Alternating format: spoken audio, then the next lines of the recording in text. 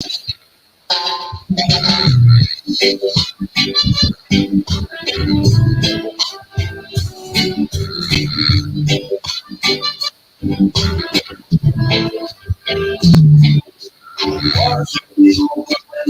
comes over shine, come shine. Children are growing, creating a brand new design. It's time,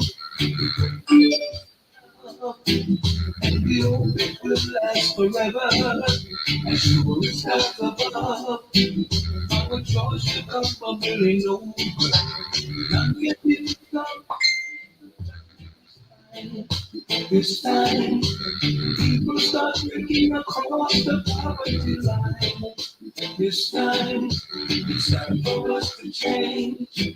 From the selfish things of just we are to remain. All the blessings of love from over.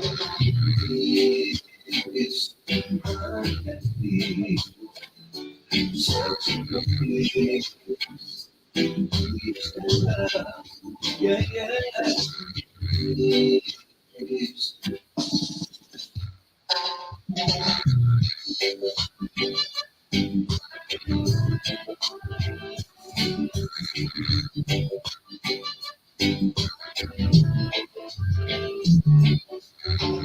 really over when justice comes over with shine. Come shine.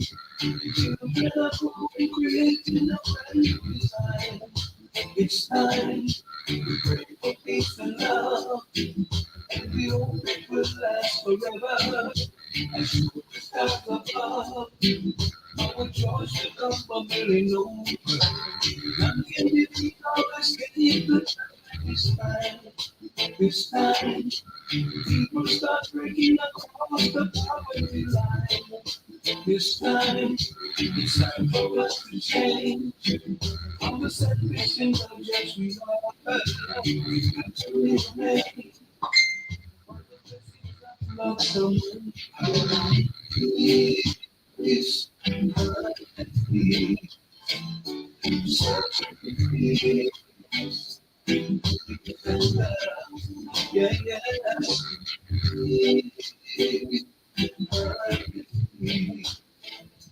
such a peace.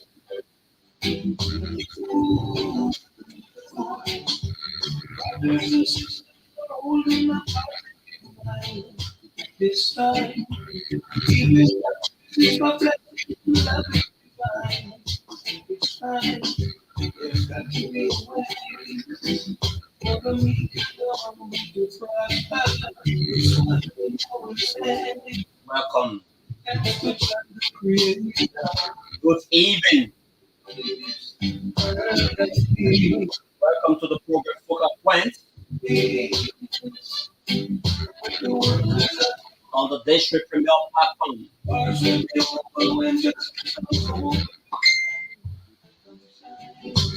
Children are creating a brand new design. It's time to pray for peace and love. Last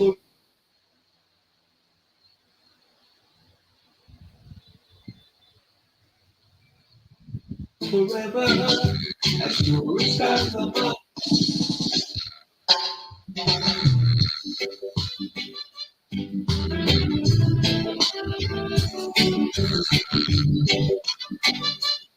Let's share the live video.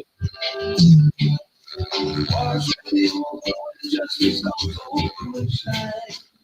Good evening, fellow Liberians. We created a brand new design.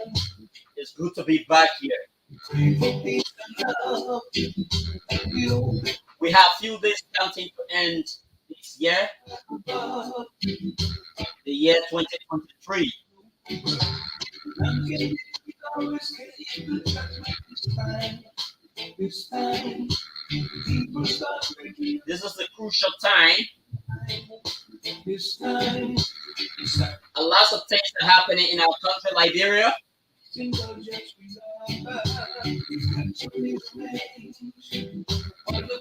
Keep sharing the live video.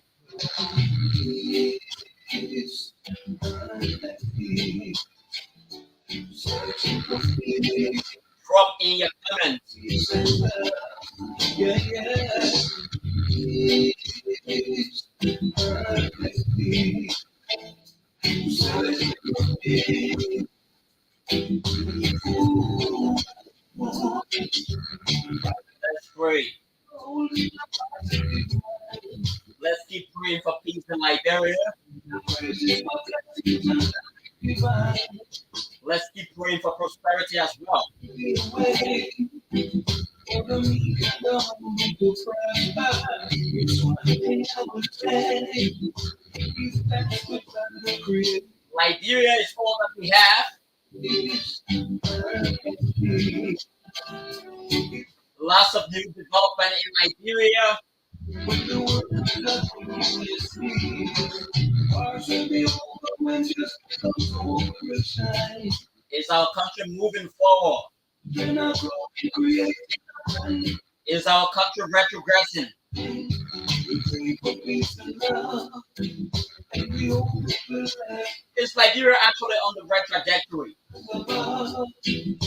Our joys become bubbling. That is the biggest question. Maybe we are escaping this passion this night. You know, election is over. People start breaking up.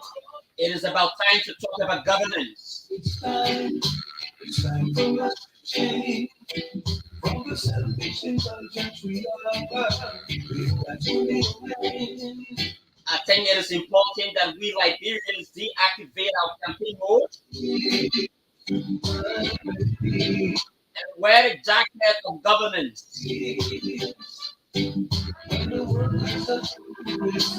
I see a lot of people who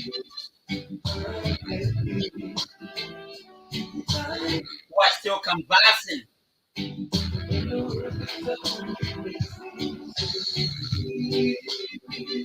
Let's talk peace.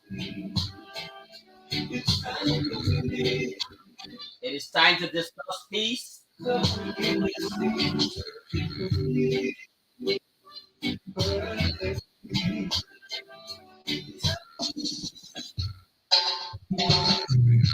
Keep sharing the live video.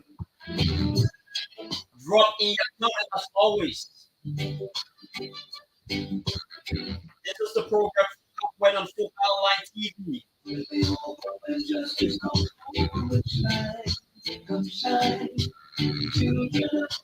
We are very sorry.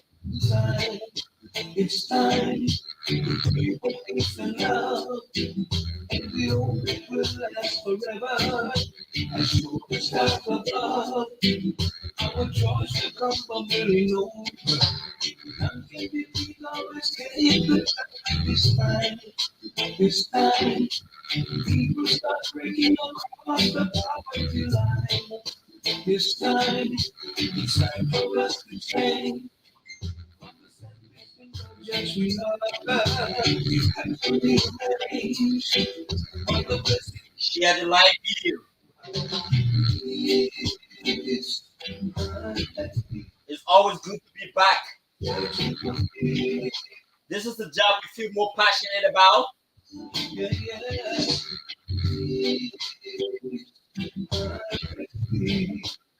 This is where we sit, and we believe that we can change the society as well.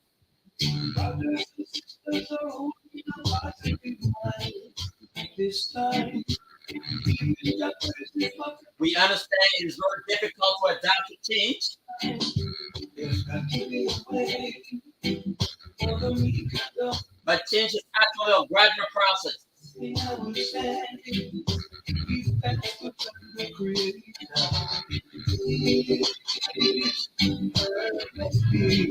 Let's peace reign. Let's peace reign.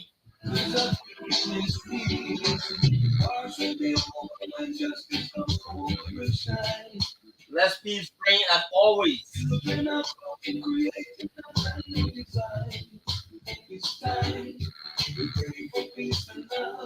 Okay, folks, welcome to the program Fuka Point on Fuka Online TV.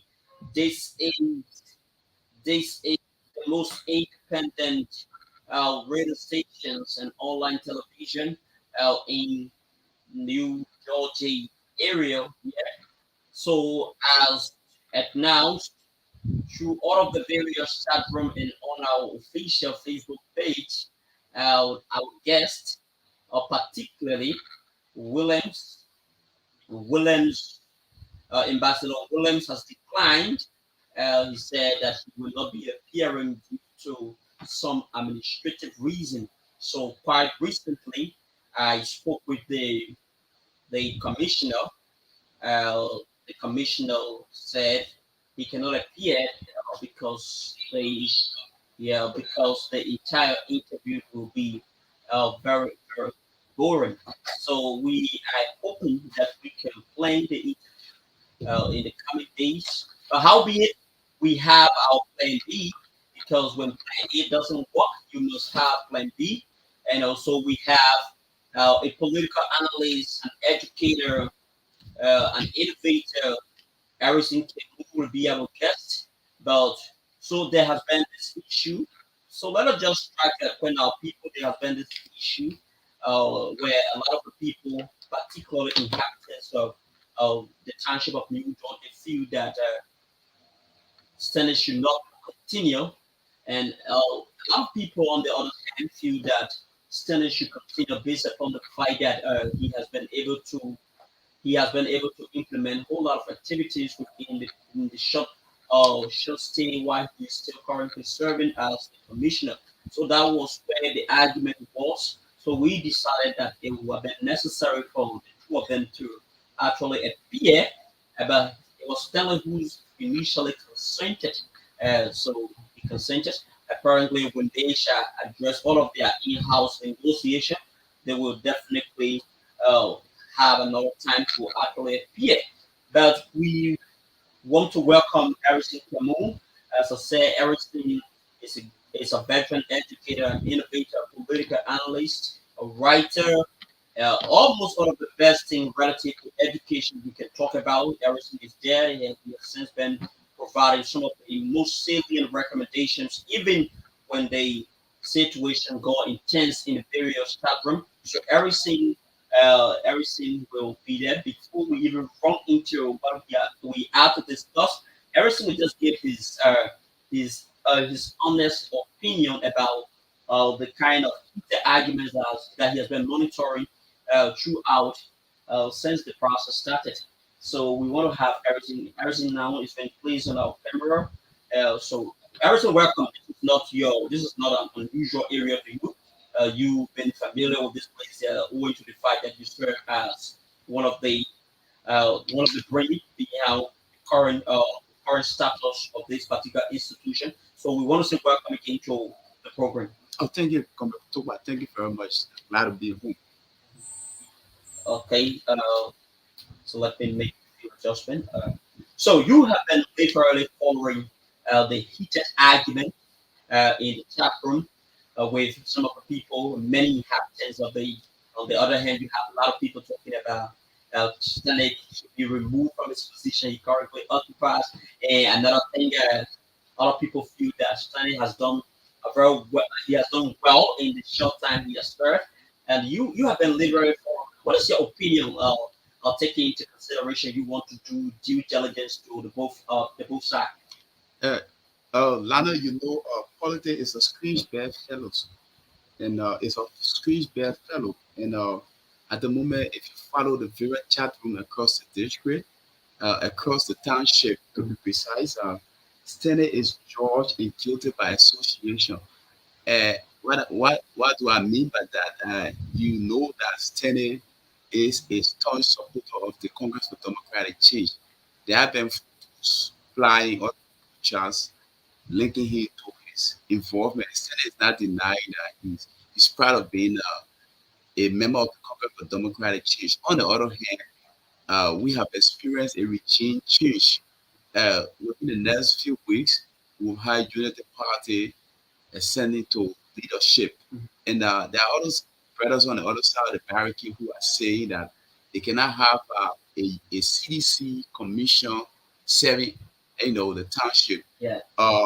They could have the argument, but given the the analysis Being a rational person, I have been around this place for a very long time and got to realize that we have had commissions, but they have not had the kind of workings that Senate, have exemplified. Mhm. And so, rational thought, if you ask me, I think that he have done extremely well in a given period of time. Mhm. But the brothers on the other side of the barricade have their argument. They are saying Senate should not be the commissioner in a given days. And they could be right for several reasons known to themselves. Uh, you are aware of the cat and mouse games in politics. Yeah. And yeah, and then they go as far as saying what is good for the geese is good for the gander. The geese is that bird, the tall bird, and then the gander is the older one. When the younger one is being treated unfairly, that treatment goes as well as the older one, right? It's some political analogy that they play. Years back, those young brothers that are agitating today were denied, giving opportunities to serve their country, to serve in the various communities, to be part of the metrics. So moving forward now, they are that vindictiveness are still in them for a very long time. And this time around, they don't want to see the CDC uh, uh, commissioner serving in the township. This is where Stanley should come in as a person. In the intelligent quadrant, in the realm of intelligence here, there's an intelligent quadrant, right? It speaks to the fact that I know Lando and I know what Lando is capable of doing, right? To a particular person or against a particular person in terms of IQ. So, as a wise person, what you need to do is to reach out. The last time we were here, we spoke about collective backing and how people should, in the brains of politics, they should reach out to Yeah, people yeah. and all of that. So, stand a chance now to prove that leadership agility that he can make the difference, regardless of the fact that he's from the Congress of Democratic Change, but he's a civil person and he will be there for everybody. So that's where he comes in. So I was following the debate up to late last night, and I saw Stanley saying he's a lion. So I reminded him that the lion is not the strongest animal in the jungle. We have hyenas and other, Yeah, other creatures, predators that wage serious attack on animals that are very wild and also serve as predators. So he should be careful. So it's where negotiation comes in. So the brothers have that point. Mind you, moving forward, Unity Party, President Joseph Boaga is president of the Republic of Liberia, and alliance member of the United Party start to put a huge protest on ground that they don't want, standing. They raise a serious eyebrow. At that point, Sir Joseph being a sedition, Ella Flomo being a sedition lawmaker cannot come in to make any level of negotiation for these people, their quest to be laid to rest. So Stanley need to play that role, that big brother role, that leadership role by reaching out to some of the brothers who are influential and give the reasons why he can be the next commissioner in the coming days. There was one thing I think why they were campaigning during the course of the runoff elections. I can recall that what Joe Walker mentioned that he was going to form a government of inclusion when he elected. Well, given the fact that he has won the elections as announced by the chairperson of the National Elections Commission, don't you think Joe Walker, looking at the length of time Senate has performed, don't you think that Joe Walker would definitely retain Senate taking into consideration his short time he has spent in government and the kind of tangible he has been able to display? Chief, let's look at the variables. Let's look at the cards on the table. We have Cornelius, who is Unity Party saying, Sister Cornelius, who ran as a representative candidate in our district. She wants to do better. So in 2029, that her person can be felt in District 13. I know she's a very young lady and she's also have ambition to run further, right? So do you think it will satisfy, bring her more pleasure having a CDC commissioner in the district? No. She's closer to the power that be. She has a lot of influence. She know what to do to turn the wheels. You saw her during the election, how close she is to Joseph Ambassador Boaka. So it go as far back as saying Standard need to reach out to people that he need to reach out to and stop waging war like the brothers are waging war because they stand a chance. It's their government. And like I said, it's a screen spread fellows. The way you play your card people who you meet with, the negotiations you make. Those are the things that determine your long stay and how you stay in the circle of government. So Joseph Boakai, Ambassador Boakai spoke about inclusion, but inclusion had a way to determine the women power of the country. There are people that you keep in your government because you want government inclusion, keep your government down at the lower skill. There are people that you bring because of the level of their IQ and the knowledge that they share to help your government to move forward. To find a fit in that gap, those are things that we need to understand vividly before we can. At the level of the local government, where Senate serves as commissioner of this township, the Senate actually has the calories rather, to make sure that the local government administration of our country is moved to another level. If you ask me that, we need to look at that very carefully too. The inclusion that is spoke of uh, over the years, in a given space, there was a sectional government where you have people coming from one side, a particular region, flooding into the government, the landmarks of the government. Now they are saying one of government inclusion where we can have a cross section of the representation from across the country, Nima County, Bon County, Grand Bassa, so everybody they are recommended, they're represented and not necessarily placing people who are oppositions in mainstream government that has a tendency of hampering. But what would argue that the position Senate occupies is not a mainstream It is. If you follow the local government, the governing structure for our country, uh, if you do social studies and civics, it tells you that it starts at the level of the family, right, to the community. And the community is a local government administration. At the local government arm is where sanitary and not senate, sanitary activities are carried on to clean our city, to make sure that taxes are paid at that lower level, lands are protected, government land, tribal lands, they are protected. So if you have someone at that level who is not in line with the government fundings, it gives you a harder time to be able to survive a government because every little thing starts from the very end. So Senate played a key role as a commissioner. He controls the township. We got a court here, we got Great Sack, we got police stations, we got a lot of local activities that is happening around that circle, and he played a major role. He shouldn't overlook the position that he said. Local government in every given space is key. But what we say, looking at on a merit-based issue, where you want to be very fair, if the Duke Black administration will be very fair on merit-based issues, they will want to retain Senate Oye to the fact that he has been party lawyer. That could transfer currently the fact that he is so much opting to become the commission or to retain his position as the commission. He could be more loyal to the incoming administration. What do you make of that? It's a clarified. You said it right, but there are other issues. There are young brothers who are saying you are not part of our party, you are not part of our society. You did not want our government to triumph. So why this time around we are here too? We too capable of filling in those space. It could happen the process you saw in 2005 when a group of young unity partisans gathered at the house of the Madam, the then President Madam Ellen Johnson Sirleaf, in protestations of their involvement in the government. Their argument to her was that there were few guys who were not part of the struggle, their unity party struggle, and they have been factored in the mainstream in government, and now the young brothers were being left out. What happened? She had to answer to their call. Not necessarily putting them down, but finding resolution to include them in government. So there's an argument from District 13, from the township of Gavlo.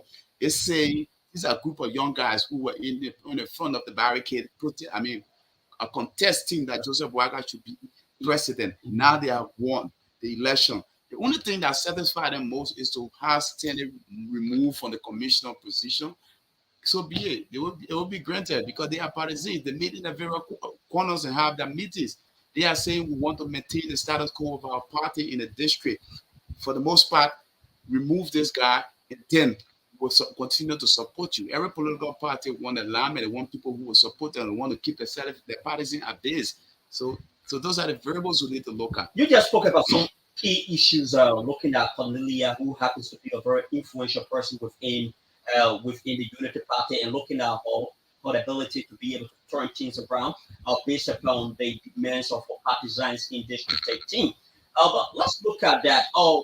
Another one to argue, another person to argue that removing Stanley, she might be positive in the fight to remove Stanley from his position, but coming down to contest in 2029, it could also hamper her ambition to become representative in the district. What do you see about it? Looking at Stanley, a lot of people, on the other hand, are now complacent with the fact that in a limited time frame he has been able to work, not necessarily pleasing everybody, but he has been able to point out some tangibles. What do you make of this? I'm aware that in the less given time, Stanley has been able to work. He's Mhm. still working. He's doing. I had the opportunity to have conversation with and he share some of the programs with me, but there's this thing we call photo fatigue. Mhm. And we have a guy who have won 2 term, and he's going for at least 11 years because he took over when it was just 1 year, in the first term, and then the second term he's going to complete the 6 year. People, there's a tendency that people create some level of photo fatigue in a given period, and then what's the next alternative? We saw her coming second to Honorable Ever Flomo. So where if we draw the picture that people will go against her because she removes Senate. No, that will not be the case. She removing him because she feels that she want to protect her vote, create her programs that will be supported, and make sure that she wins the election. And so it's also giving Senate the opportunity to reach out to her and make her to believe that he's the right person. He's able to do a piece of job, and he's there for the overall good of the country, for the township, and not necessarily being a representative from the anchor of the CDC in government, but working as an individual who have come with more innovation to the Discord. Okay, let's transition to the national talking points where there has been these arguments about rebranding the coalitions of democratic change. One person who has been caught on tape expressing his anger and dissatisfactions in which President Weah has been totally disrespectful to the party's hierarchies is Dr.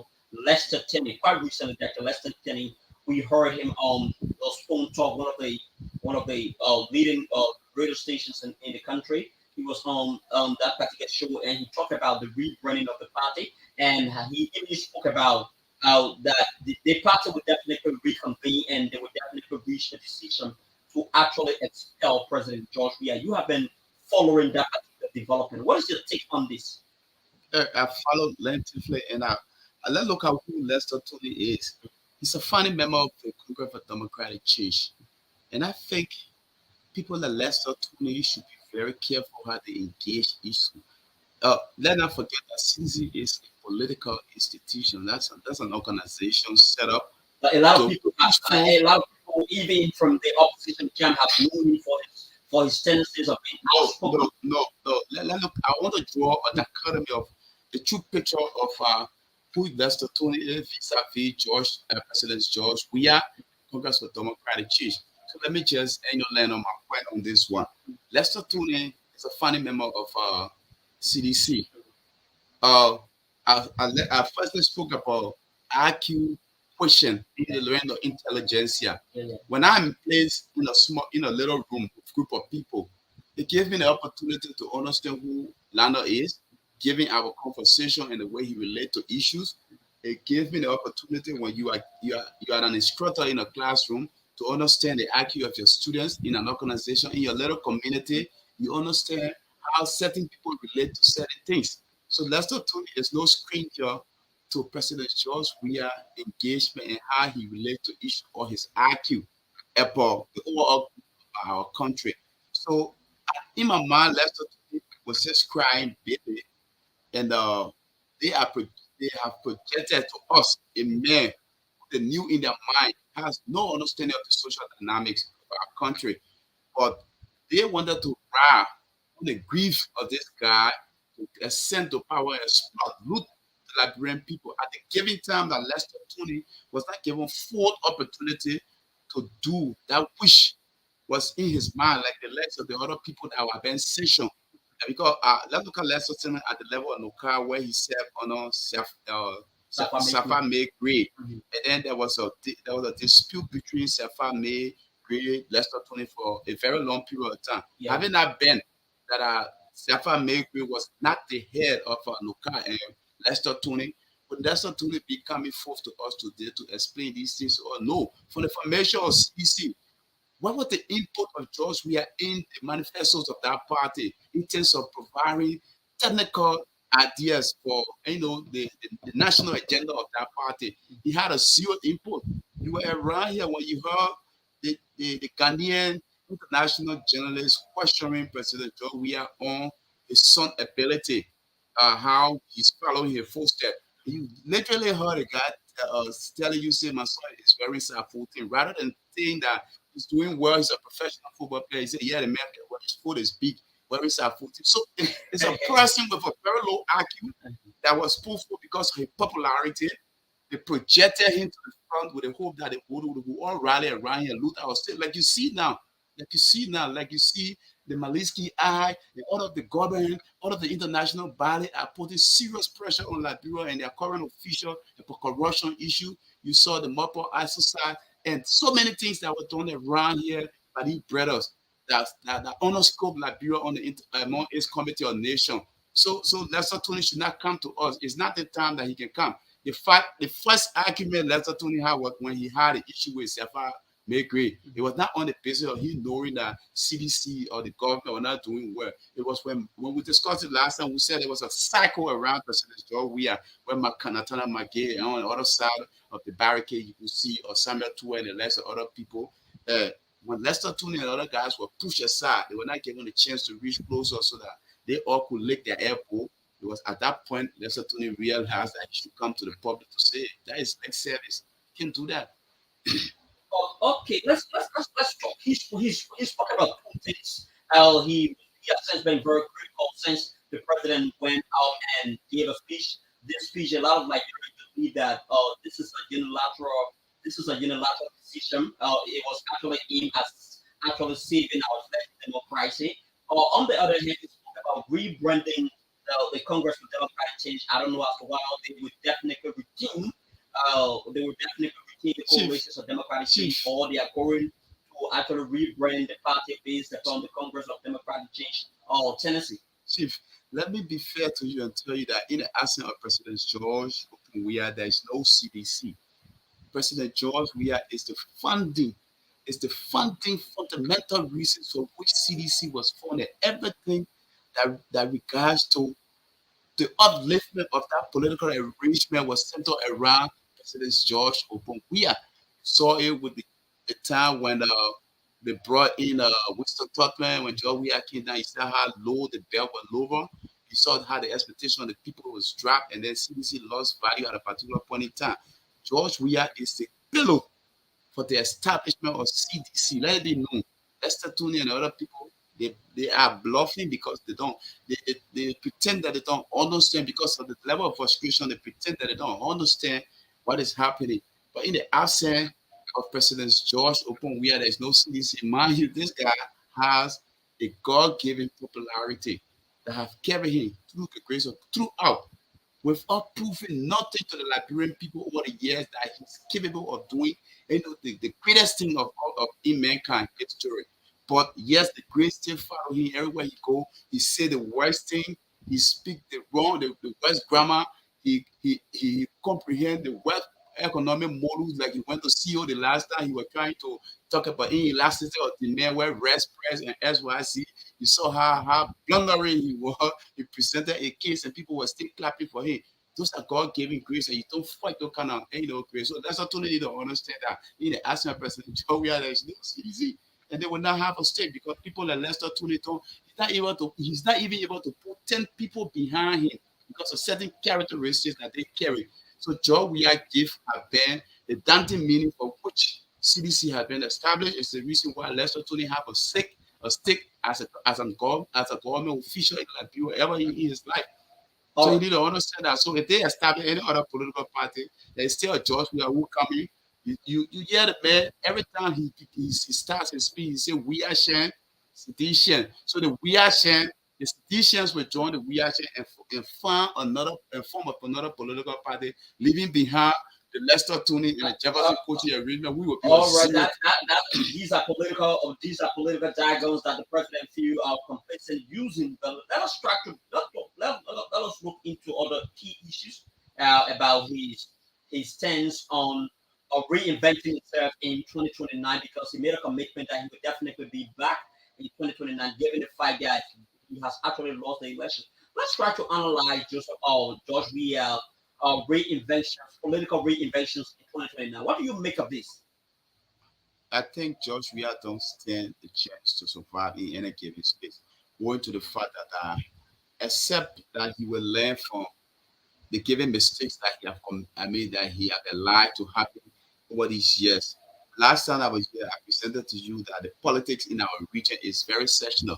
It is based on ethnic arrangement and political collaboration. But the Southeastern, to some extent, has proven that they are willing to even go extra mile for President Weah. Just look at the numbers put in from the southeast. It's a little number, given the historical, the statistical analysis from the southeast. It's a little number.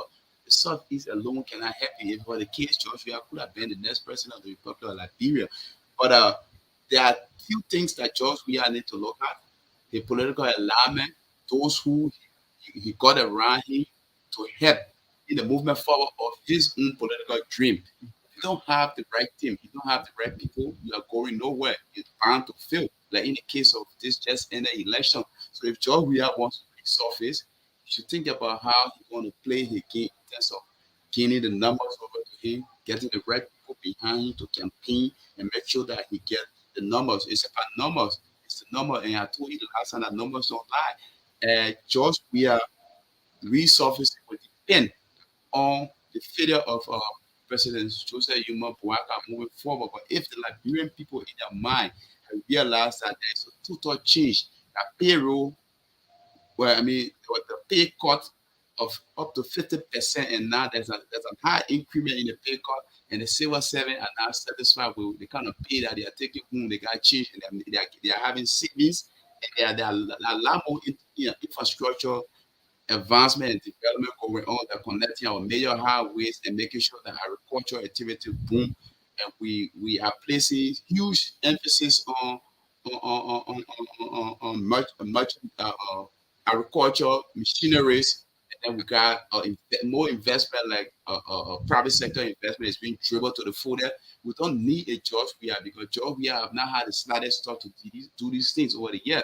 But if the failure of Joseph Bouaka is overwhelming, and then it was just a year come and say and want to take over from George Weah, he still stand a chance because he's too high for the number behind him.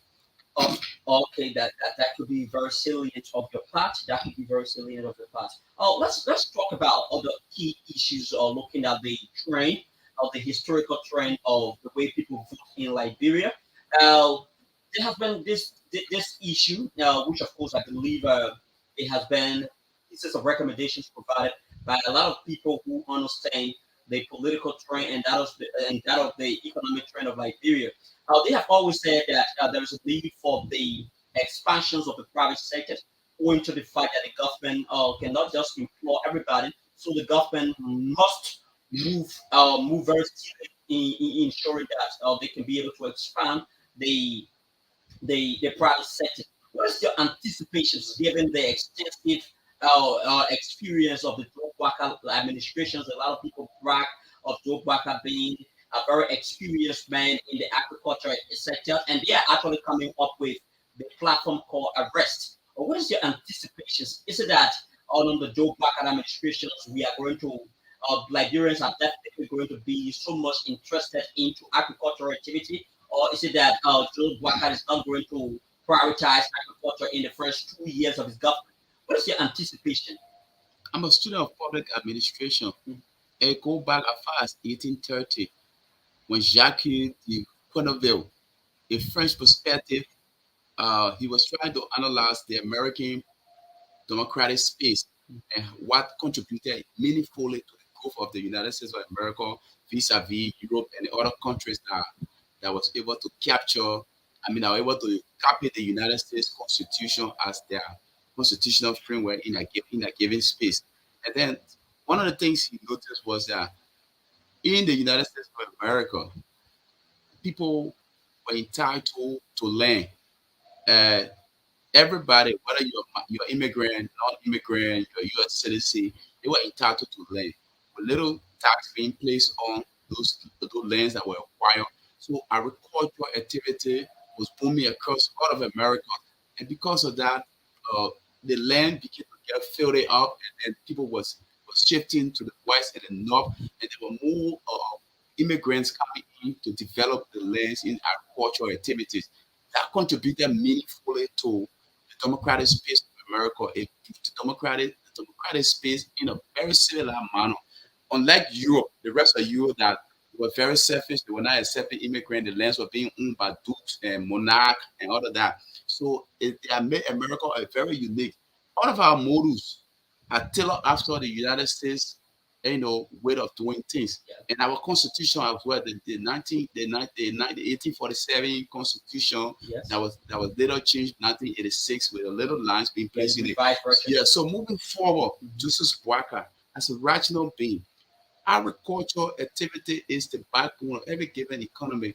Where you can be food sufficient and provide more food for your people, the country will become better because people are tend to food is one of the satisfaction of people in consumer, satisfaction. Food is a factor that is a matter of whole lot. So private sector investment, not only in agriculture but in other terrestrial or conceptual area, it brings in a whole lot because what happens is that we'll have huge level of employment. The government is not a higher employer in any country. Their ability to attract private sector investment move the country. So why if Joseph Waka and a team of agriculture people, analysts, go to Malaysia that is sufficient in the production of rice, our staple food, or India that also raise syrup bar on the table and talk to those same companies that face low butter or the greater rest and tell them that you are coming to my country. You bring in your machineries. You're not going to pay detail on any of those machinery. We give you the land free. We waive tax for at least 15, 20 to 30 years. And then you come and produce rice. You employ our people. You bring in your technology and train our people how to do it. Your company operate and produce sufficient rice for our country. It's being sold at a lower cost. At the point where more rice are being produced and we have surplus, it stand a chance to carry on what we export to Yeah, neighboring exportation. country. Right at that point, you collect tax because in terms of export as we collect tax, and then money comes into the government. Employment opportunity is being harbored to the fullest. You have a government that survives. Uh, let's take to the fact that if we didn't have that arrangement, the government will not collect tax in that land. So why that arrangement come and that government don't collect tax? It brings nothing to the table. It brings added value because you have sufficient food. You'll not have the time where suppliers will run out of rice and the government will be checking, say, sell rice at this price. Rice will have inflation in the price of rice and things. We'll have our stable food being provided to the food. Yes, our country will become better, will be sufficient, and then businesses will boom because those prices will be sold on the local market. So those are lines that we need to look at. We can also take over our mining sectors as a government. We can have a private arrangement with some companies and government has like 20 or 30% shares in it, and then we mine our own gold. If you are to go to uh, uh, King George today, the talks are taking our diamonds and our gold away in helicopter overnight. The road leading to the mine, it extremely destroyed. And then the people don't have a livelihood. Corporate social responsibility are not being met all the time. So if we were to take the lens in mind or a particular reinventions in the government machinery, go and take over that particular function, and the government itself man their go and sell it, we have sufficient revenue being generated to build our roads, and carry on our recurring expenditures in our country, and our country can become better. Why can't we now start thinking in this direction? Why make the Joseph Waka government don't have the understanding to do this thing? So I think they need to look at it, and at some of the things that I've heard people who are analysts on the side, on our side, because I supported the Joseph Waka arrangement, I started to move in said direction. So it's just better. It's just fair enough to do that. All right. A few days ago, it was particularly on Friday. A lot of people there have been this growing argument in our country where people said those of the two individuals who were actually sanctioned by the U.S. government, the likes of Nathaniel McGill, Bill Cloud, those people who have been prevented from being certificated. But contrary to what we expected or what some of us expected, we didn't see, and the two individuals were actually obtain their certificate from the National Elections Commission. Is it that the Unity Party government would definitely prioritize that by preventing those two individuals from actually participating into the national legislature? On a nutshell, Mhm. there are two variables I think that are interplaying. Mhm.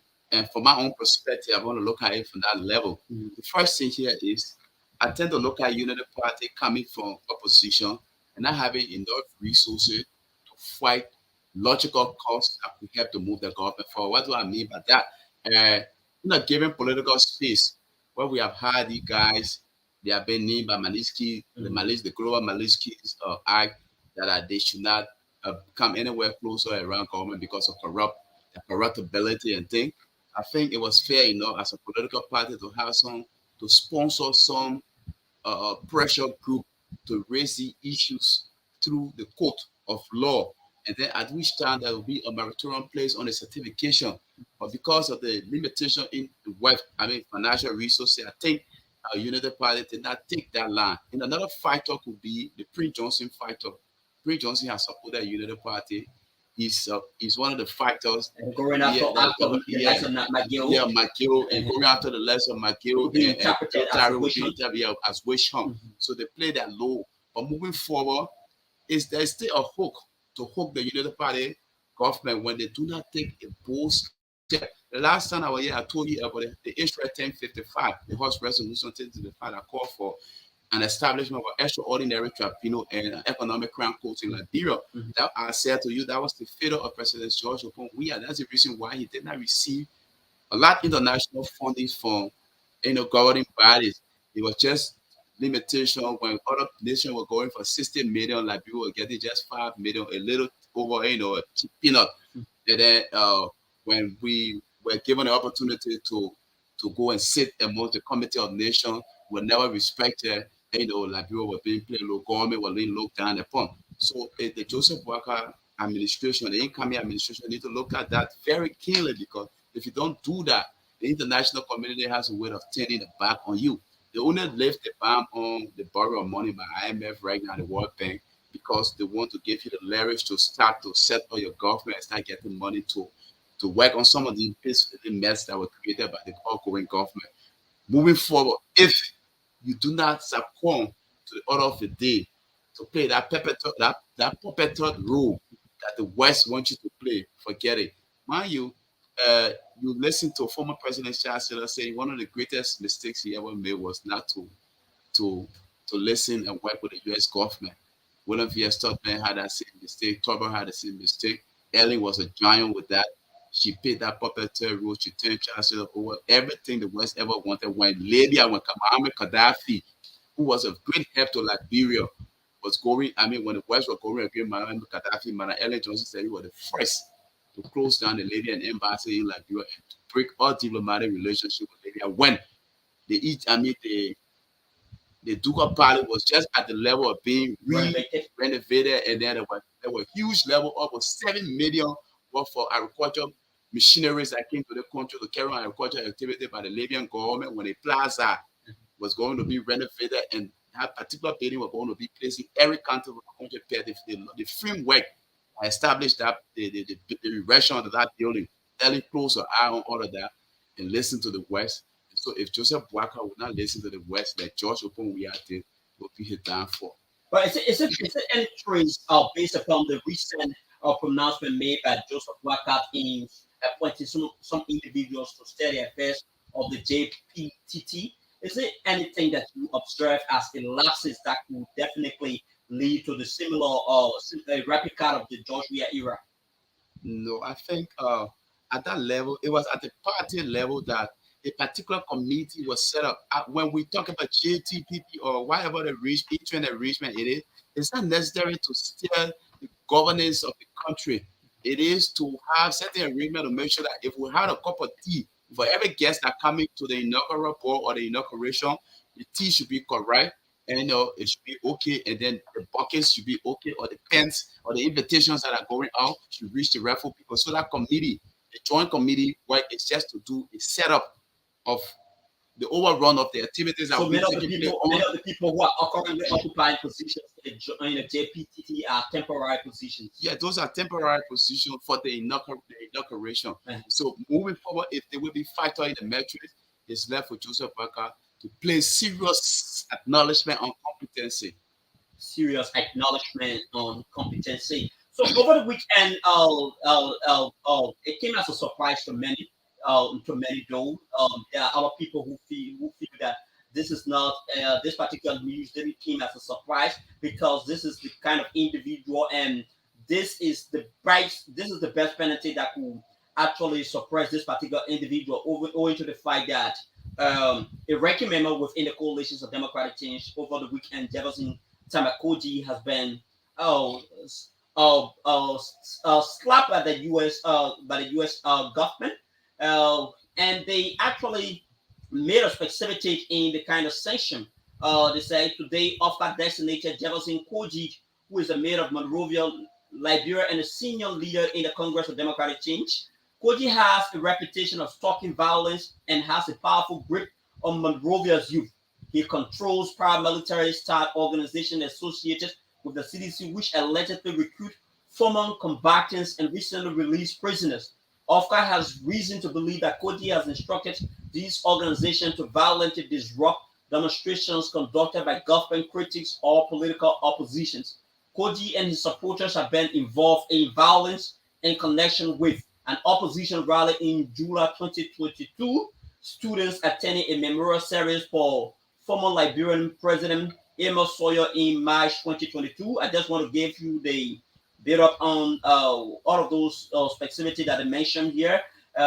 Sawyer in March 2022 and an anti-rape protest in August 2020, a student graduation ceremony in December 2019, an opposition rally in November 2018. Koji has also engaged in corrupt acts, including bribery and misappropriation of state assets for use by private political movement and pressuring anti-corruption investigators to halt corruption investigation.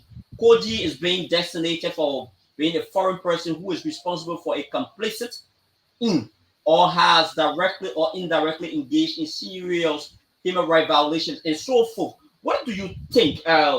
What do you think this sanctions actually means to Cody, owing to the fact that the first batch of sanctions we experienced on the George Weah administration targeted out three individuals, and this one only targeted or single him out? What does it mean to Cody as a person and to Liberia as a nation?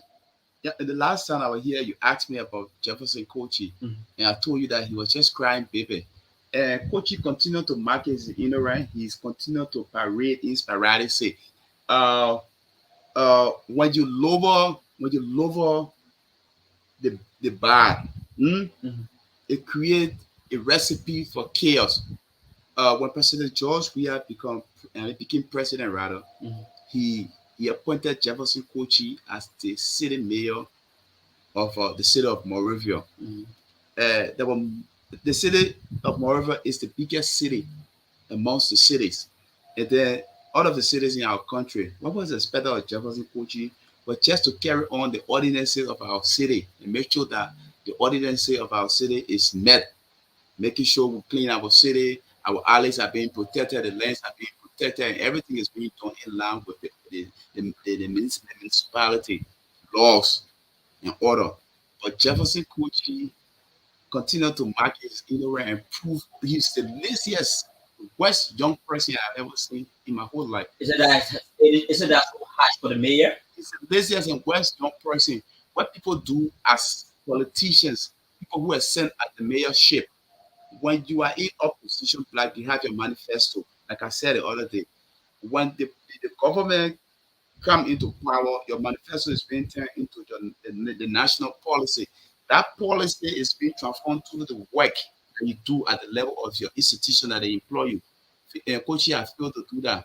He had a lot of press conferences.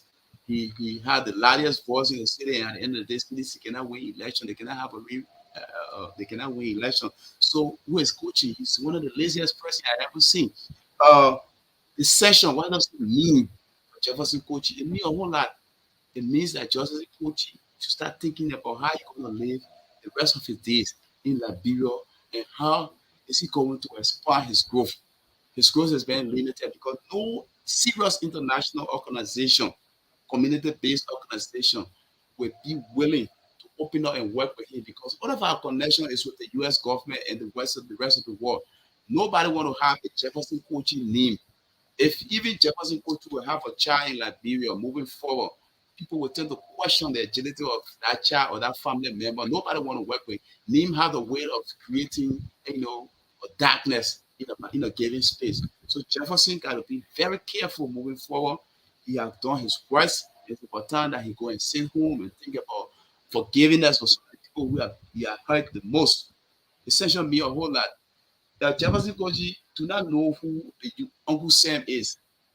Uncle Sam is the worst superpower. Is it that he's a vivid and he's a preschooler in the politics of Liberia? Yeah, I think so. I think let me tell you, I had the opportunity to know Jefferson Kochi during my high school days.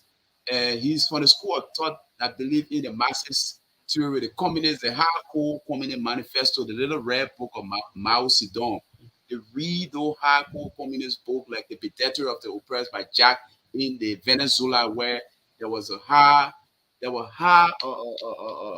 imperialist class coming down hard on the indigenous people.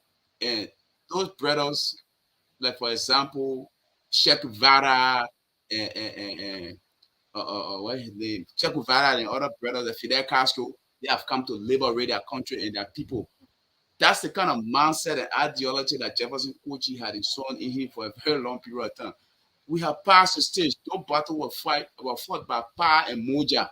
When we wanted multi-party democracy in this place, when we were being allies to the ANC in the South Africa to fight against the apartheid region, when we were supporting Kwame Nkrumah to engage the imperialist class of the British Empire in Ghana and other parts of the world, where in UNESCO, Cabral, and all the other brothers were involved, strong into Pan-Africanism. Those were the ideology and the mindset that were used. Violence for violence, and we were engaging the struggles by rapidly make sure that we overcome and we become independent as a continent. Now that we have had multi-party democracy in our country, everything is moving smoothly. Innovations and the way in which we tend to develop our country is what is key.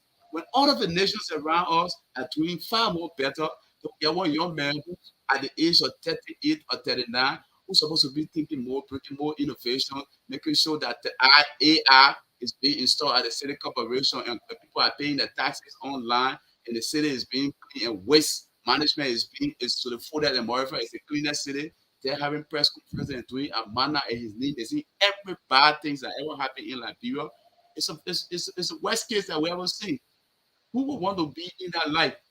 I see people today sinking session gateway. Are they serious? They celebrate men who came out city filthy and dirty for the last 6 years. How would you be celebrating such a human being? And that's not a good thing. So and then he went to steal. He could not even say anything today. We thought he had gone to make one of the glamorous speeches and talk things that were not going to be in line with the 14 again. He just spoke to the guys and he had nothing to say. Jefferson coaches should be very careful. You're a young man. You got a whole time ahead of him as a young person. And you need to sit here, come and redefine his programs and make sure that he correct all the wrongs that he had ever committed in this country.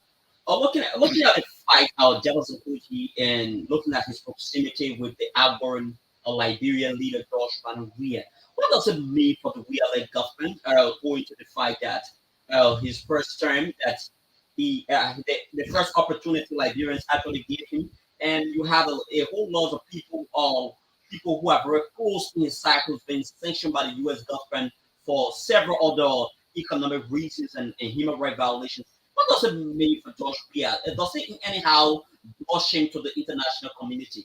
It does. It does to the fullest because if the international community want to get at you, one of the ways in which they do is to make sure they get your cycle, they break down your cycle. People who are your staunch supporter, who have the power to pull numbers and give you ideas, they push them away and give them the true meaning of what they are doing that is not right. So that was the case with George Weah. But I think President George Weah Harper, the stubbornness in Jefferson Coaching, owing to the fact that he allows Jefferson Coaching over the years to have his will. The very first time President George Weah, as president of the Republic of Liberia, heard Jefferson Coaching on national radio that he's not a dumper hero. I seen the Jefferson Coaching should be going home. He should be arrested and put in jail, and, or even asked to apologize to the Liberian people because as city mayor, it's your duty to make sure the cities are clean, they are well protected and plain. Equally so, there was another event where Jefferson Coach was on his way to Banga. He had serious accident on the road. He had over 40 some more thousand in cash in there. He was seen. And the president heard about it. He allowed Jefferson Coach to go free. Nothing was done about that. So all of that uh, gave Jefferson Coach the space to even look at someone like George Weah who made him George Weah who forever in Jefferson coaching left, he never had a mindset of becoming the city mayor of the Republic of Monrovia, rather. Sorry, I'm like he not trying to make the same mistake. Yeah, yeah, yeah. City mayor of Monrovia. You never had that opportunity. It's just who made you city mayor. You could look in your face and you were spewing from your political party, and you know that George Weah is CDC. That was a gross disrespect to the president. And I think Jefferson Coach is losing his mind fully. He thank Jefferson Koji. So that is it. We have Harrison Trokon Kemut here as our guest, and we have been talking about a lot of issues pertaining to the border politics of Liberia. So the numbers to call is 0772 59 90 17 0886 70 82 09. So that's the number you can call and we will put you through. So, Mr. Kemo, you have been talking about writing, talking, and not only talking, but you have also been writing about other key issues that put our country on a very bad path. What does this sanction also mean to the incoming administrations who may want to follow the same footing as those who were actually entrapped by the U.S. Robert Manisky Act? Yeah, so it was good that this sanction came about Mhm. because it gave a true picture of how people who have the intention in the upcoming government who want to steal, how they will be dealt with. And then what is serious that we need to look at is in the coming days, what are some of the approaches that the international community are going to use in apprehending these people, Mhm. making sure that the law takes its course. Some of the harsh punishment are going to come is going to come for the entire country. And it take a president, a man with political will to engage the issue on a very serious note in making sure that justice is being dispensed across the country. So if the president will close his eyes on not doing the right thing and not going after corrupt people in the past and even in his own government, it means that he's bound to go nowhere because his government is going to be locked down. He will not receive no international support. Civil servant will rise up against him. His voters will rise up against him, and you will be one of the most unpopular person in the country.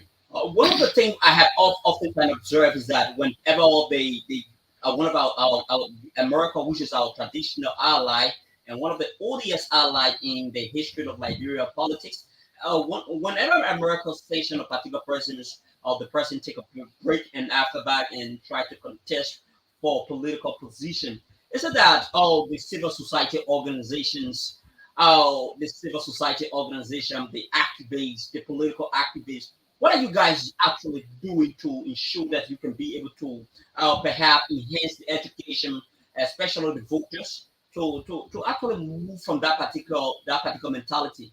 So you see, like I always told people, in a society such as Liberia, where education is at a low skill, we live in a society where people are gullible. They move by what they see, appearances, relationship to people, and how connected they are, or what they could put in their pocket, and they vote people on the sides of their pocket. It's very difficult, and in an electric society where capacity gap is low. So some of the things that need to be done is that civil society organization, media institutions like you, civil society institutions should continue to engage this process and make our people to understand that this is not right. Voting XYZ person will lower the belt of our country, will lower the economic growth, the physical growth of our country. We would not have for a very long time. You saw that the U.S. embassy was very selfish on Liberians. They were not giving Liberian the opportunity to get visa to go to the U.S. for a visit or whatever it was, whether school, I-20 or so, because it was just a little test or a lesson to prove that you people are not serious people. Remain in your country and suffer the consequences. So if we are not civilized enough to understand that if someone killed someone, they should not be awarded political position. It is still, they should not be awarded political position. There's a trickle down effect on us as citizens. We will be denied entrance to various countries around here. We will not be given opportunity to go and advance our life, our status. We will not have to meet with other people who will remain in our country fighting among ourselves, and poverty will be the order of the day. So it's important that civil society organizations, people who have had enlightenment, should come out and give this civil awareness to people so that they can have an understanding of the general over good that will contribute to the growth of our country. So that is saying we have Erickson Camus here, a political analyst, a writer, an educator, an innovator, and he has been talking about issues involving Liberia interest.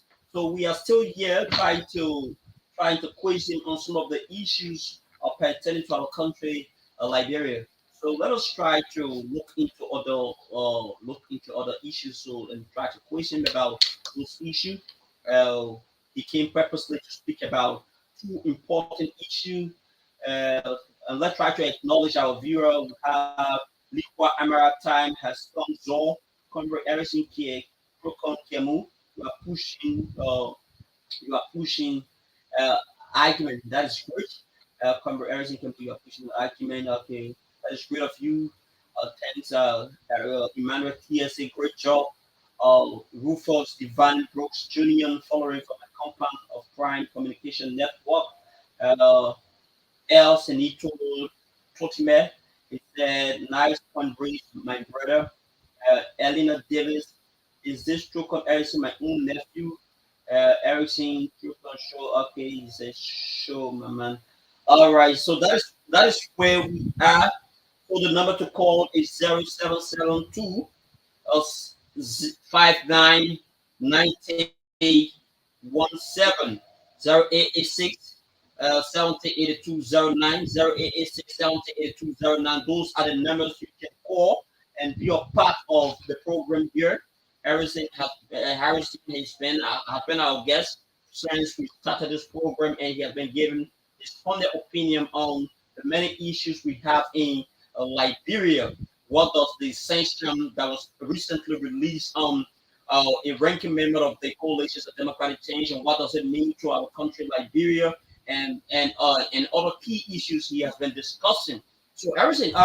What do I see? What do I see? Somebody may ask you, say, everything. If you were called by the incoming administrations to perhaps provide some consultancy in strengthening and perhaps the administrative arm of the government, which one of the positions would you love to actually occupy?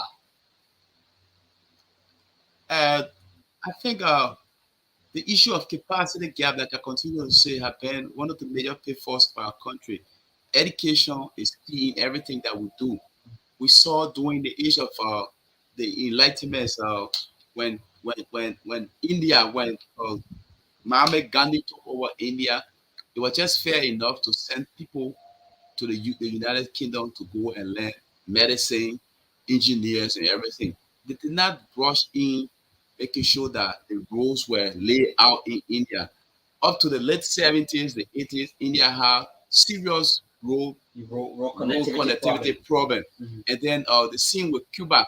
If you go to Cuba today, Cuba have the best doctors in the world because they were only focused on building the capacity, of the people. They were building the capacity of the people. And if you watch the electricity rate in our country, it's very high.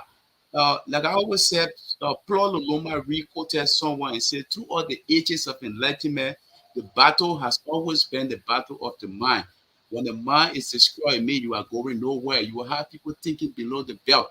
You will have people lifting Jefferson Coaching in the air who have kept our cities filthy for the last 6 years and have done nothing as city mayor to help to bring improvement on the city of Montreal. You have leaderships who will not be thinking about leaving this old city, Montreal, and moving into other urban areas to make sure that they establish new cases. I mean, cities like in the case of Abidjan, like in the case of Nigeria and other countries in our region.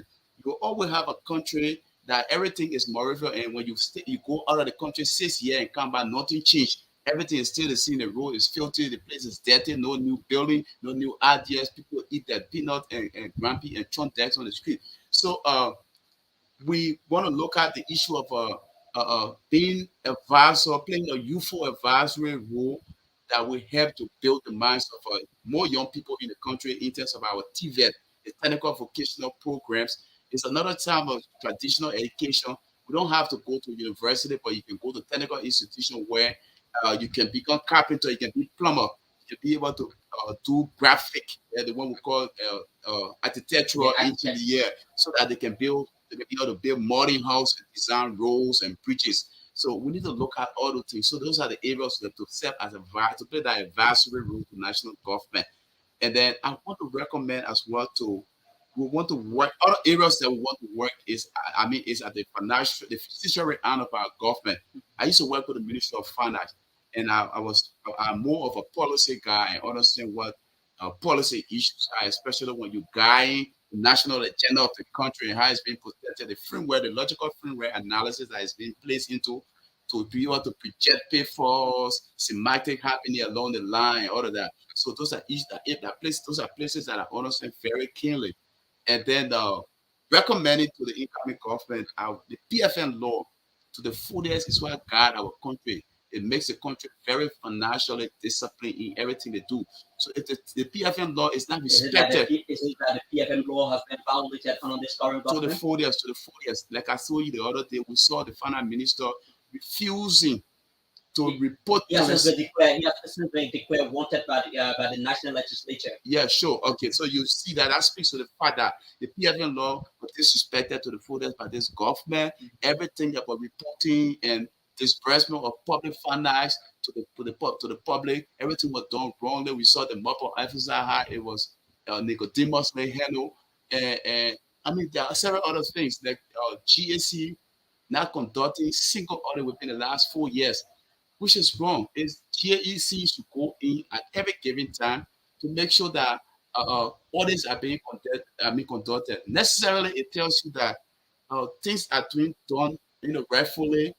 As you may be aware, the internal audit secretariat sends auditors to work internally in every land ministry and agency. For the last 4 years, all of the guys are back up from the land ministry and agency because land ministers and directors are not they're not aligning Yeah, with them. So, one of it the key speaks issues volume that the PFM law has been undermined to the one of the fullest. key issues the U.S. embassy put here, which of course I believe is in connection with what you are what you are narrating, is the fact that Cody has always been involved in intimidating investigators, Yeah.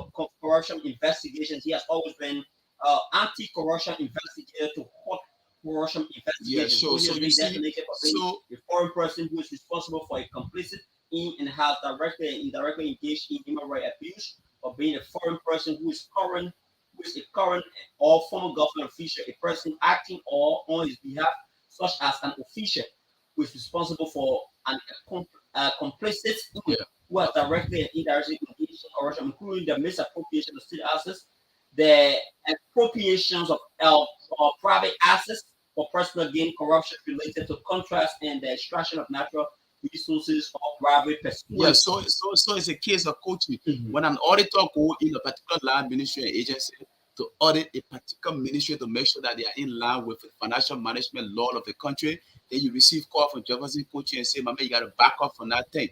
That man is a partisan. So it undermines the integrity of the institution, and the institution feels weak, and then you will not have them going into conduct audit anymore. So those are some of the issues. The evidences are there; they are glaring.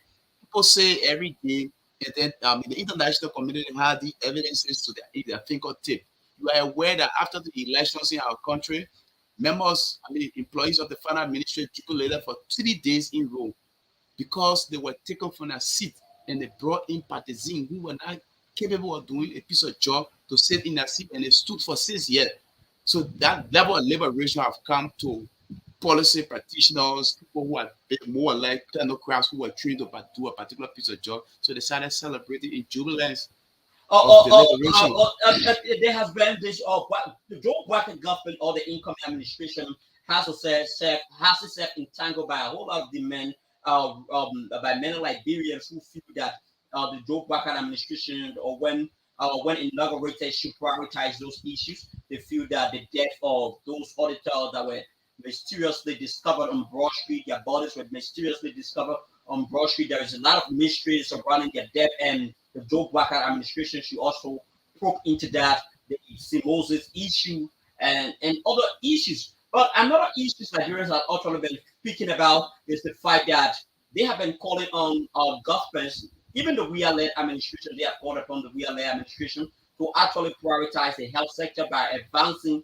the health sector at a satisfactory standard so that our government officials can actually receive treatments in Liberia because they actually want a culture breaking by wherein our government officials have always adopted to this particular culture of having fly abroad and other key issues.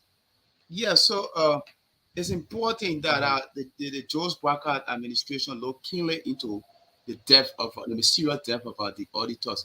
When a group of brothers who were a group of brothers and sisters who were doing a particular piece of job to safeguard the country in terms of financial discipline, and then they died mysteriously and nothing was done. There was no single investigation carried out. In fact, when leaders were saying that they were doing boyfriend and girlfriend thing up Broad Street and they lost their life and their family is at grief today, I think it's something that we look at very keenly because the people who have families, they have people who depend on them most to survive. Worst case is that injustice will never serve to them, so there's a need that they be served justice. The perpetrator should be brought to book because there are a lot of things that are associated with that. It's just around the time that you conducting serious audit from a trash, from a threshold, a threshold account, or offsource account that money were used wrongly and or rightly. You wanted to know if who were the people using the money, and then everybody lost their life just like that. It's something that we need to look at. It is something that the real administration did not take into consideration. They were looking to the folders and they were condemned serially by international community. And moving forward, it Joseph Boakai need business that it need to be looked at because the families are aggrieved. The thing need to look at. Think talking about the health sector. Health is another thing. As you may be aware, the average lifespan of every Liberian now is 45.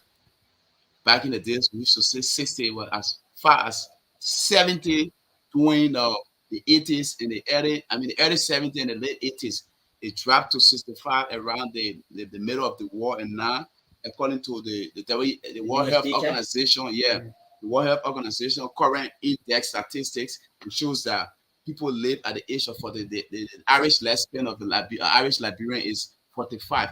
So it means that there's a serious problem with health. Ignition has been one of the issues that is contributing highly to death. Poor environment, a drainage clog, and the dirtiness, the filthiness of our country, and water management, water and sanitation management have contributed to that significantly. And so, moving forward, the government need to pay key attention to some of the issues so that it can be addressed. We need to look at the health sector, not basically building infrastructure, but building the capacities of our health practitioners so that they can have a technical understanding of the kind of work that they do. It's important, Lana, because you can have all of the infrastructure. Like for example, the Emory Hospital that was built in the Babalu or Cape Bomi. You can have the 14 Military Hospital, the JFK, and the rest of the Jassy F2, where you do not have qualified doctors to work in the hospital and perform surgeries. Rightfully, it become an issue. It's just range from just government official going overseas because government first and foremost priority is to provide goods and services, and part of those services is it's just making sure that the health setup become better, that people are trained. Uh, it would interest you to know that just 2 weeks to the election, there was a memorandum that came from the Doherty, from the Ministry of Health, telling the health that our health practitioner or students that are studying at Doherty that upon graduation you are on your own. The government Liberia will no longer take responsibility of paying you or assigning you to a particular facility or so. What does that latest decision mean to people who are actually in our health sectors and even those who wanting to it, get it, it, full, it, it fully discouraged their efforts. It discouraged their effort. There's so much opportunity that come as a doctor. And so some of the professions that we yearn for most, that people yearn for most, is being a doctor, being pastor, and being a lawyer, right? So those are the professions that people can never go broke. You always get money in your pocket. You rich. You can be a middle income earner. You can sustain your family growth. But if you would tell a practicing medical practitioner, rather a medical practitioner, that upon graduation from Douglas, you will be left to find your own job. You will be left to find your own assignment. We are not going to give you a little dime that we give you that. It discourages the issue of becoming medical doctors. And for the most part, we need more medical practitioners in this country to be able to make sure they perform surgery and administer medical, attention to people. So you can't discourage that school of thought. It's a very unique area that I who here coming up as a child, as a young man, I wanted to go into, but because of some further opportunities or lack of opportunity, I could not venture in that particular realm. But my father is a medical doctor, he's a radiation scientist in Minnesota, in Minnesota, in USA. So I'm proud that at least I have doctors, in my family. But it's important that we take training our doctors and making sure they are equipped. At the moment, we have few surgeries like the legs of Abby now, though he's a neurosurgeon. We have few other brothers who we went to school, along. We went to school together and they have come, they are doing very well, but we need more doctors with Irish understanding of surgery, carry on medical exam and things. all right, we need more doctors to help improve our health situations in Liberia. That is the word from Harrison Camus, and a political analyst who has been able to talk about all of the real issues that is actually surrounding the growth and development of Liberia. So we have actually talked. I see a lot of people try to comment. We have Napoleon Pico say watching from Maryland County. Napoleon, we want to say hats up to you, sticking still with Focal Online TV to be informed about every other things taking place in Mama Liberia. So we have Eric Paulo Collins say I'm following live from my comfort zone, and let's just go over Liqua Amazon, Erickson Camus, uh, L. Illinois is watching from USA. Sanito, Totiman, uh, and Davis watching from the US, Loganville, Georgia. Georgia. Okay, she just abbreviated Georgia. So, okay. Everything we have talked a lot. I would love to bring you here every other day to share your opinion and your thought about how the issues in the coming days. Currently on Saturday, I would love to bring you over here so that we can actually dig deep up into the arrest platform. I hope that you would definitely acquaint me with the arrest platform so that I too can have an eye into the arrest platform so that we can discuss the arrest platform, because a lot of people have described the arrest platform to be the most effective tools that Liberians need until it can actually be demonstrated, because it is actually in wars then until it can actually be demonstrated. Then the Liberian people will make a determination as to whether this is the best tools for the Liberian people. So we would love to encourage our brother, our mentor, our political analyst, Harrison Kemu, to actually give his party comment on this particular segment of the program Focal Point on Focal Online TV today. So Harrison, that's it. It's turned over to you. Oh, thank you very much. Honor to always be here. I will always be available whenever I'm called upon to provide the little knowledge that I have will share with the audience. And I'm urging people out there to keep following Focal Online TV. In the little features, days to come, Focal TV will be a radio band, and then will be operated from the Topo Valley area here in a free zone. And so it's an honor being here today. I think our people need to understand that we need to graduate from the issue of dependency syndrome and graduate to a higher level of understanding and being independent, being involved with making decisions in our community, government, and everywhere. If you're a young person, you are given opportunity to serve in meaningful ways that will contribute highly to the growth of that institution that you're being placed to. The little that you will do there, it will count a whole lot. So thank you very much. All right, that is Harrison Temple there, and you just heard him. He tried to cautionise Liberian to deviate from dice dependency syndrome and focus on how they can progress. Uh,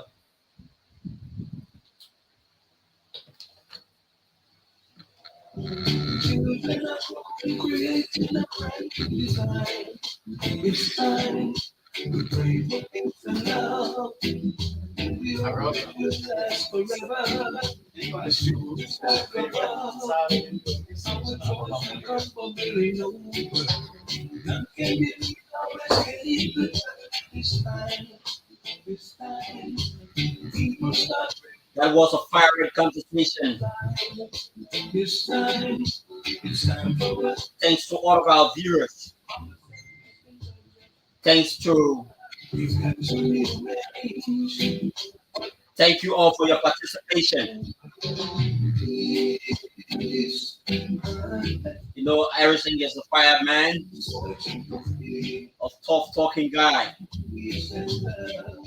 Yeah, yeah. a policy technician as well, Peace and peace. who have many experience about political governance. Brothers and sisters are holding a positive mind. This time, He is one person who is always willing. my blessings and love is divine. It's time He has actually no bureaucracy. for the meek and the humble to prosper. This one thing I will say. Give thanks to God the Creator. Peace and earth. This is how It's time to believe we would love to end the world is here. this segment of the program. When you come over and shine, come shine. Children are growing, creating a brand new design. Of the program, Foca went We pray for peace and love, and we hope on Foca Online TV. as sure as stars above, Tomorrow is good evening. come bubbling over. Tomorrow is good evening, Liberia. It's time, it's time. People start breaking across the poverty line. And our guest is Usman. It's time for us to change. From the side We will definitely be talking about post-election matter. in the way, and the blessings of peace. Post-election matters. It's time to release. When the workers are free, free. And we will also elevate the conversation Time to release. to the governance issue. When the workers are free, It is always important to talk to our people. it's time to release. A lot of them still want to be on the campaign mode. Election is over.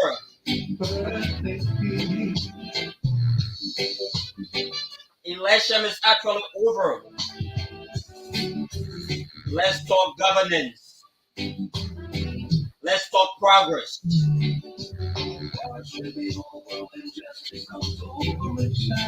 Our management is working behind the scene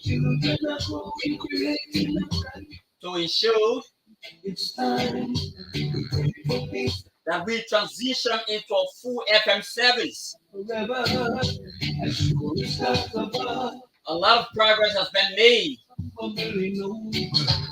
None can be no We express optimism time. It's time that in the soonest possible time, across the poverty line. It's time Focal Online TV will definitely elevate From the selfish indulgence we are actually arranged. From the blessings of love come over. Peace and peace. This is how we choose to bundle the curtain Peace and love. Yeah, yeah. of today's segment of the program, Focal Point. Peace. My name is K. Lincoln Tuba.